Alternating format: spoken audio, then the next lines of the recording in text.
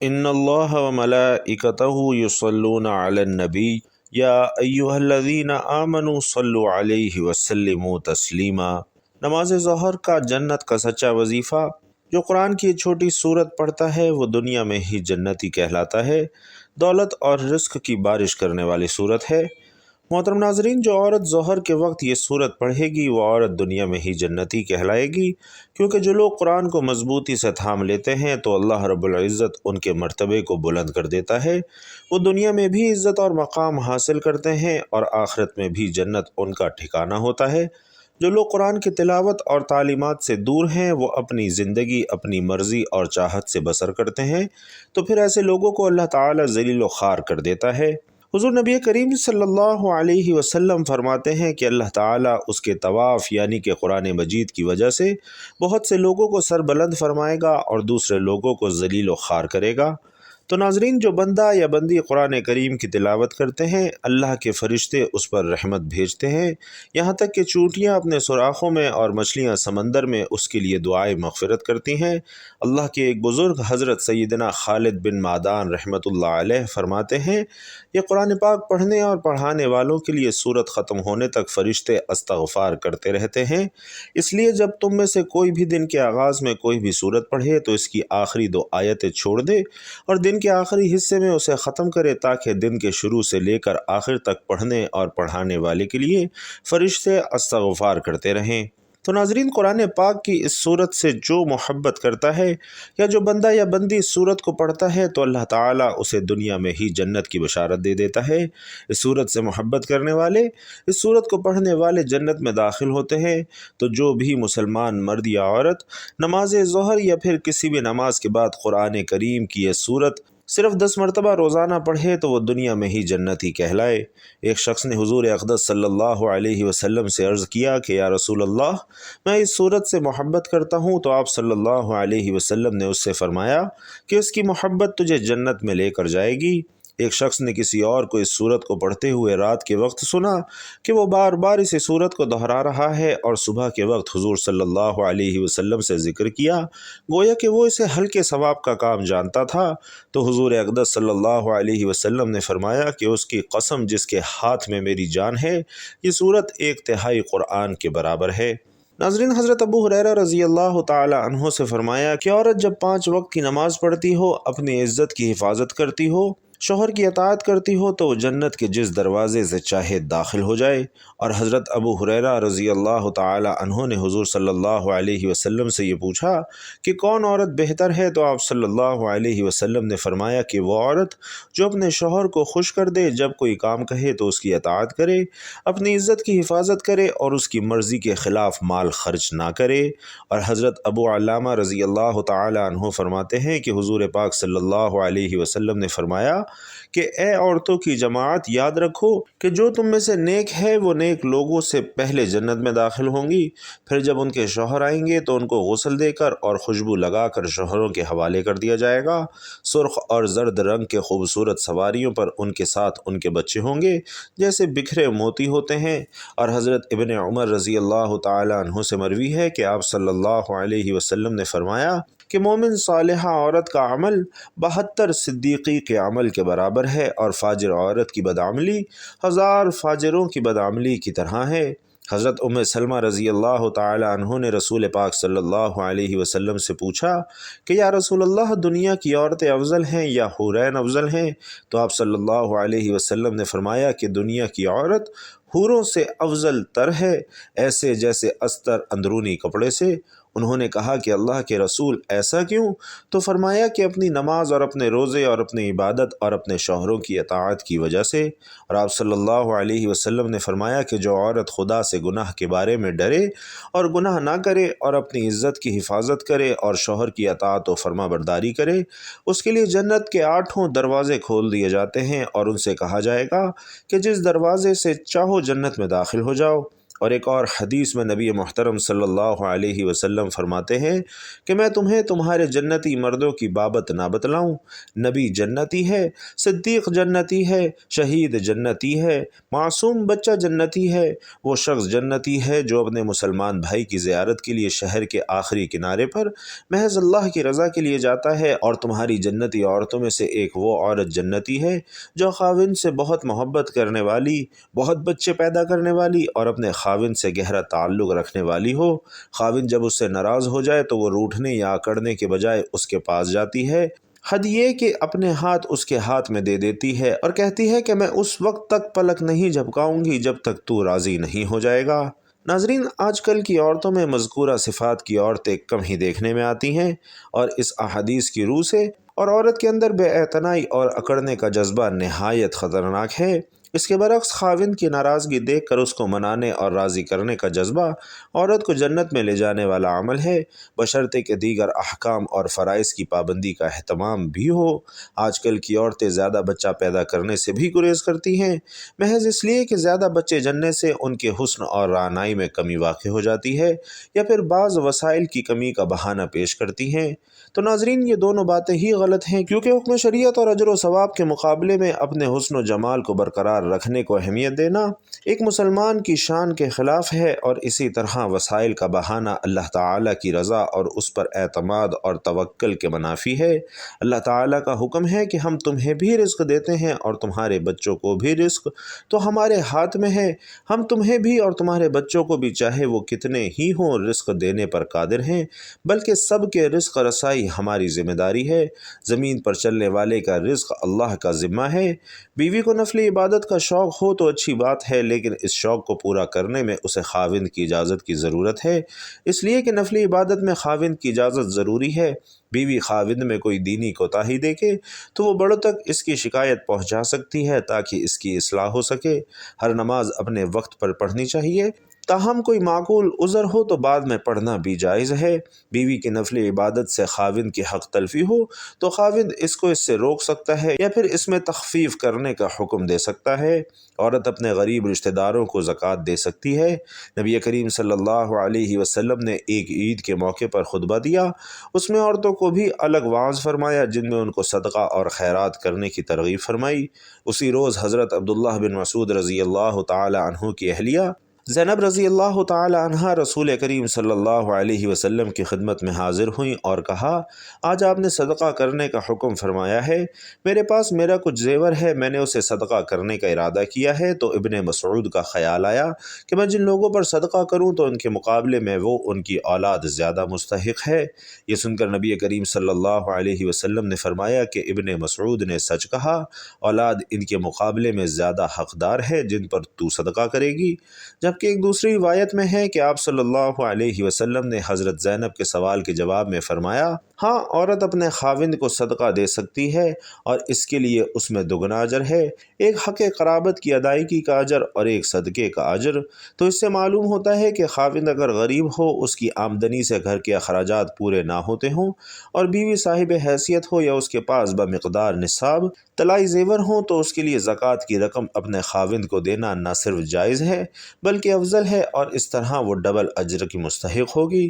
اسی طرح زیر پرورش یتیم بچوں پر زکوٰۃ کی رقم خرچ کرنا بھی دگنا اجر کا باعث ہے، تاہم خاوند اپنی زکوٰۃ کی رقم اپنے بیوی اور بچوں پر خرچ نہیں کر سکتا، کیونکہ ان کے نان و نفقے کا ذمہ دار وہ خود ہے، اور وہ یہ ذمہ داری اصل مال سے ادا کرے گا، نہ کہ مال زکوٰۃ سے۔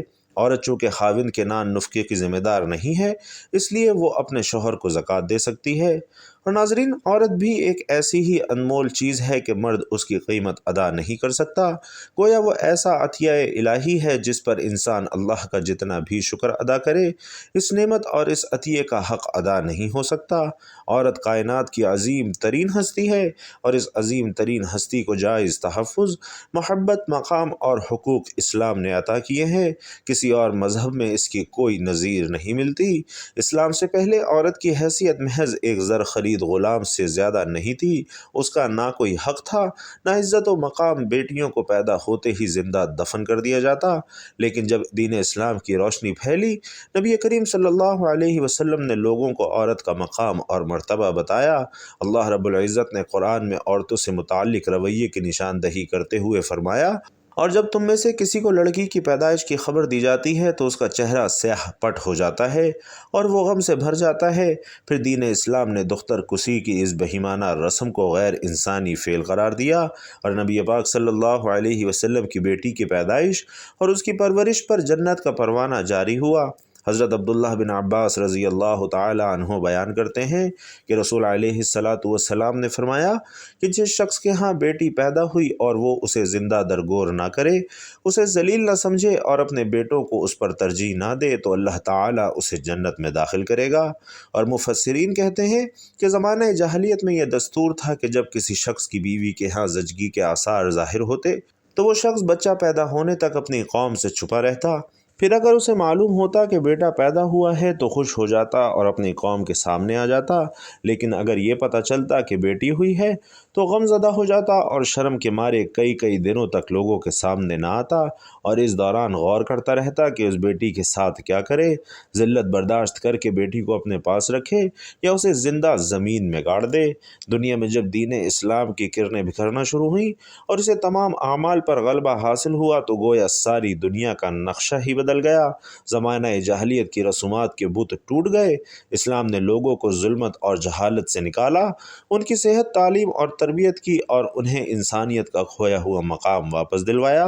زمانہ جاہلیت میں بیٹی کو جتنا منحوس اور بد نصیب خیال کیا جاتا تھا، اسلام نے اسے اتنا ہی خوش قسمت اور بابرکت ٹھہرایا، یہاں تک کہ عورت پر کسی قسم کی سختی اور بوجھ نہیں ڈالا، اسے معاشی ذمہ داریوں سے مبرہ کر دیا۔ اس لیے مسلمان خواتین کو بھی چاہیے کہ وہ اپنے دین کی بہت قدر کریں۔ دنیا میں کامیابیوں، کامرانی، عزت و عافیت اور قلبی روحانی سکون کی آرزومند ہیں اور اخروی زندگی کی بھلائی چاہتی ہیں تو شریعت اسلامی کی پاسداری کریں اور احکام الہی کے پابند رہیں، اور یاد رکھیں کہ اسلام عورت کا مقام متعین کرنے کے ضمن میں بھی اس کی فطرت کو پیش نظر رکھتا ہے کہ اسلام عین دین فطرت ہے۔ اس نے مرد عورت دونوں کو یکساں حقوق دیے ہیں، بلکہ عورت کو تو ماں کے روپ میں ہر رشتے پر فوقیت دے دی ہے۔ اگر دونوں مرد و زن کا دائرہ کار الگ الگ ہے اور اس حوالے سے آج کی عورت کو سنجیدگی سے سوچنے سمجھنے کی ضرورت ہے کہ اللہ پاک نے اسے نسلوں کی آبیاری جیسا انتہائی اہم کام سونپا ہے تو اس کے ایک غلط قدم اور رویہ پوری ایک نسل تباہ کرنے کا باعث بن سکتا ہے۔ آج کل عورت کی آزادی کے نام پر جو کچھ ہو رہا ہے، جو زہر اس کے ذہن میں انڈیلا جا رہا ہے، وہ اس کی دنیا اور آخرت تباہ و برباد کر سکتا ہے۔ تو بہنوں، یاد رکھو کہ اس کائنات میں مرد و زن دونوں کو الگ الگ ذمہ داریاں دی گئی ہیں۔ ایسی کون سی آزادی ہے جو ہمارے دین میں خواتین کو حاصل نہیں ہے؟ یہ دین تو دین فطرت ہے، اس میں ایسا کچھ ہو ہی نہیں سکتا جو فطرت کے خلاف ہو۔ تو خدا را اپنی ذمہ داریاں سمجھیں اور راہ حق پر چلیں کہ اگر غلط رستے پر چلتے چلتے موت آ گئی تو ابدی زندگی بھی تباہ و برباد ہو جائے گی۔ جو لوگ آزادی کے نام پر آپ کو اللہ کے راستے سے بھٹکا رہے ہیں، ان کی سازشوں کو سمجھیے، پہچانیے اور ان کا اعلی کار بننے سے گریز کیجیے کہ اسی میں آپ کی دنیا اور آخرت کی بھلائی اور کامیابی ہے۔ محترم ناظرین، اب چلتے ہیں آج کے وظیفے کی جانب۔ تو آج کی جس سورت کا آپ نے وظیفہ کرنا ہے وہ سورۃ الاخلاص ہے۔ ایک روایت میں حضور نبی کریم صلی اللہ علیہ وسلم فرماتے ہیں کہ جو شخص اس سورت کو 10 مرتبہ پڑھ لے گا تو اللہ تعالیٰ اس کے لیے جنت میں ایک محل تعمیر کرے گا۔ اس پر حضرت عمر رضی اللہ تعالیٰ عنہ نے کہا کہ یا رسول اللہ، پھر تو ہم بہت سارے محل بنوا لیں گے۔ تو آپ صلی اللہ علیہ وسلم نے فرمایا کہ اللہ اس سے بھی زیادہ اور اس سے بھی اچھا دینے والا ہے۔ اور ایک حدیث میں ہے کہ جو شخص اس سورت کو 50 مرتبہ پڑھ لے، اس کے 50 سال کے گناہ معاف ہو جاتے ہیں۔ تو ناظرین، کتنی فضیلت اور اجر و ثواب ہے اس چھوٹی سی سورت کا۔ تو آپ سبھی نماز ظہر کے بعد یا پھر کسی بھی نماز کے بعد یا کم از کم رات کو سونے سے پہلے سورۃ الاخلاص 10 مرتبہ کم از کم ضرور پڑھا کریں۔ اس سورت کو پڑھنے سے دنیا میں بھی اللہ تعالیٰ آپ کو اجر و ثواب دیتا رہے گا اور آخرت کی تیاری بھی ہوتی رہے گی۔ اگر کوئی مسلمان قرآن پاک پڑھنا نہیں جانتا تو سب سے پہلے قرآن پاک پڑھنا ضرور سیکھیں اور اسے اپنی زندگی کا مشن بنا لیں کہ جب تک آپ قرآن پاک دیکھ کر پڑھنا نہیں جانتے تب تک سورۃ الاخلاص یاد کر لیں۔ اور سورۃ الاخلاص ویسے بھی بہت سارے مسلمانوں کو زبانی یاد ہوتی ہے، اور ناظرین اس کے بے شمار فائدے، بے شمار فیوز و برکات ہیں۔ یہ سورت الفاظ میں چھوٹی ہے لیکن فضائل میں پہاڑوں سے بھی زیادہ وزنی سورت ہے کہ یہ سورت اللہ تعالیٰ کی توحید بیان کرتی ہے۔ اس سورت کو 3 مرتبہ پڑھنے سے ایک مکمل قرآن مجید پڑھنے کا ثواب ملتا ہے۔ تو اس لیے اگر کوئی مسلمان قرآن پاک نہیں پڑھ سکتا تو قرآن پاک پڑھنا ضرور سیکھے۔ روزانہ سورۃ الاخلاص باوضو ہو کر 200 بار پڑھنے سے 9 فائدے حاصل ہوتے ہیں۔ اللہ تعالیٰ 300 غضب کے دروازے بند کر دیتا ہے، مثلا دشمنی، قہر، فتنہ، ناراضگی۔ اور یہ آپ کو معلوم ہوگا کہ جب اللہ تعالیٰ ناراض ہوتے ہیں تو اللہ تعالیٰ انسان سے نعمتوں کو چھین لیتا ہے، اور جب اللہ راضی ہوتا ہے تو غضب کے دروازے اللہ تعالیٰ بند کر دیتا ہے اور انسان پر رحمتوں کے دروازے کھول دیتا ہے۔ اس کے علاوہ 200 مرتبہ سورۃ الاخلاص پڑھنے کا فائدہ یہ ہے کہ اللہ تعالیٰ اس شخص پر 300 رحمت کے دروازے کھول دے گا، رحمتیں ہی رحمت برسیں گی۔ اور اس کا تیسرا فائدہ یہ ہے کہ اللہ تعالیٰ 300 رزق کے دروازے کھول دے گا۔ آج کل ہر شخص روزی کی پریشانی، رزق کی پریشانی، نوکری کی پریشانی میں مبتلا ہے۔ روزانہ 200 مرتبہ سورۃ الاخلاص باوضو ہو کر پڑھیے، انشاءاللہ اللہ تعالیٰ غیب سے رزق کا انتظام فرمائے گا کہ آپ کو پتہ بھی نہیں چلے گا کہ کہاں کہاں سے رزق آ رہا ہے۔ ناظرین اس کا چوتھا فائدہ یہ ہے کہ اللہ تعالیٰ اپنے علم سے آپ کو علم عطا فرمائیں گے، صبر اور سمجھ بھی دیں گے۔ اس لیے جو طالب علم ہیں، استاد ہیں، ان کے لیے یہ وظیفہ بہت ہی زبردست ہے۔ اس کا 5واں فائدہ یہ ہے کہ 66 مرتبہ قرآن پاک پڑھنے کا ثواب ملے گا۔ چھٹا فائدہ یہ ہے کہ 50 سال کے گناہ اللہ تعالیٰ معاف فرما دیں گے۔ 7واں فائدہ یہ ہے کہ اللہ تعالیٰ جنت میں بنگلے عطا فرمائیں گے اور ہر بنگلے کے 70,000 دروازے ہوں گے۔ بھائیوں اور بہنوں، یہ بہت ہی مختصر سا وظیفہ ہے، اس کو ضرور کیجیے۔ 8واں فائدہ یہ ہے کہ 2000 نفل پڑھنے کا ثواب ہوگا، اور 9واں فائدہ یہ ہے کہ جب بھی مرے گا جنازے میں 1 کروڑ فرشتے شمولیت کریں گے۔ دوستو یہ وہ وظائف ہیں جو ہم تک پہنچے ہیں، ہم نے آزمائے ہیں۔ ابھی تک بہت سارے فوائد ایسے ہیں جو لوگوں سے پوشیدہ ہیں اور صرف اللہ کی ذات جانتی ہے۔ تو اس لیے اس وظیفے کو ضرور اپنائیے۔